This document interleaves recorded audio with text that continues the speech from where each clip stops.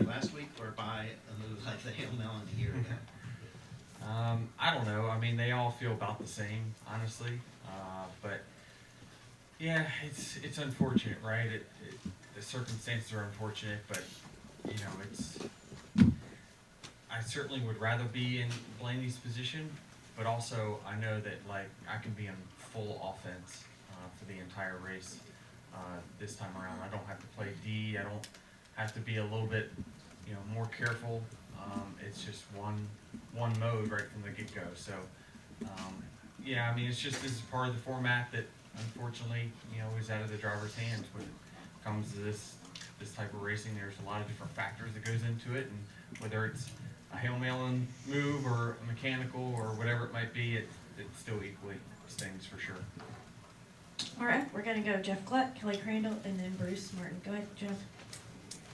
NASCAR hasn't gotten what they wanted yet at a short track with this car. What are the next levers to pull from your perspective, and from a team owner's perspective, what would you be willing to spend money on to help them pull those levers? Good question. I don't know. I think that we probably need to be partners in everything. So, you know, when it comes to, you know, rule changes, things like that, I think it's a 50-50 thing. You know, it's what I would like to see, because, you know, we really didn't fully design this car ourselves, and, you know, we have to go back and fix things, and, you know, certainly the burden does fall on us. I think the easiest lever, and I'm not really sure why we haven't done it, was, you know, I think Doug Yates even mentioned, we can go to 750 horsepower tomorrow. We can. The parts and the pieces won't change if we just open up the tapered spacer to 750 like we had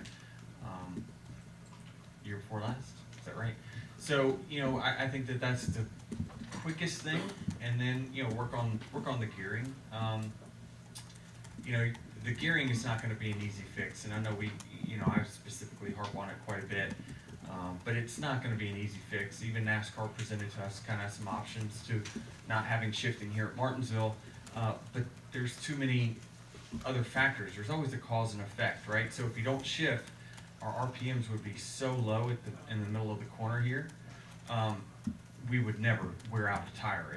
It would just be so low. The horsepower and torque would be so low that by the time you get to the end of the straightaway, when you wound out the RPMs, it would just, that's not an easy fix either. That's not going to fix it by just dropping the gear. So it would take time to figure it out, and certainly there's a lot of smart minds that are trying to figure it out. Certainly, in my opinion, it's not an aero situation for sure.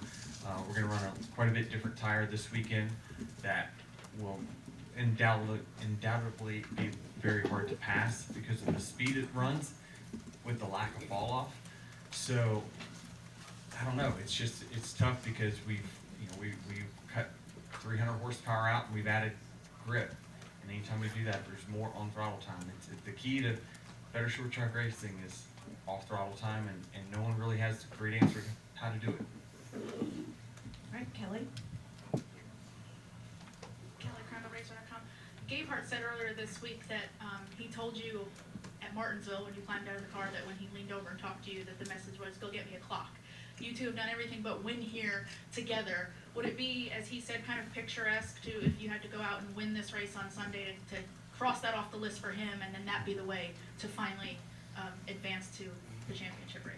Yeah, I mean, short of the very first time we came here in a next-gen car, Chris has given me some very, very fast cars here at this track, and didn't win for different circumstances. That is so-called racing. I mean, that's just part of racing. You can't always dictate the outcome, but yeah, he has done a great job of giving me cars, and I would be more than happy to let him take that clock home and set it in his living room or bedroom, wherever he cares to put it. So, absolutely. When you look at the spot you're in, it's of course not where you want to be. You said you'd rather be in Blaney's position. The fact, though, that this is going to be decided here at Martinsville, considering you've dominated the last two fall events, is this almost best case scenario for you, that it's going to come down to this racetrack? Yeah, I mean, certainly I think, the ball's in our court, right? We can decide our own fate if we just win the race. I wish it was that easy. I wish it was just based off of speed and things like that, but there's a lot of other factors, but certainly I can't think of a better racetrack that fits me and my style and my team. All right, we're gonna go Bruce and then up front to Lee. Go ahead, Bruce.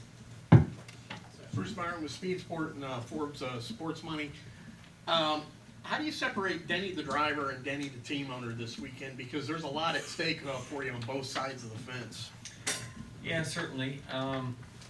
You know, the way I see it, I got 2 shots to get in the Final Four. I certainly would rather do it on the driver's side because there's going to be far less opportunities left to do that than what it would be on the owner's side. But also really happy that that team has worked its way into a position that if it performs well, it could get in as well. But this weekend, unfortunately, they are competitors, and I treat them as such. And when you look at the progress 2311 has made since it started, you know, to be in this position in 2023, how impressed are you by what you've been able to help put together? Yeah, I'm very impressed with them and that whole, you know, competition group over there and what Billy and Booty do week in, week out with Dave Rogers and Wheels and all those guys. They do a fantastic job. And, you know, with a few of the meetings that I really don't get a whole lot of invites to, but sat in on a couple times, was very, very impressed with what they do and their preparation and how they prepare for each and every weekend. So I'm really happy to see how that team's progressing and certainly believe that they're on the right timeline that I set out for them. Thank you. All right, we'll come up front to Lee, then Dustin, then Danielle. Go ahead, Lee. Lee Spencer, catchfence.com. Last week you kind of sounded resigned to, if you don't win the championship, it's not the end of the world, because at this point it doesn't really reflect what you've accomplished throughout the course of the entire season. Gaypart basically said similar, you know, he said similar things during the crew chief press conference the other day. My question to you is, how could you find a balance between the two where you still have the excitement going into whatever the season finale is or where it is, and still reward a guy for 36 races?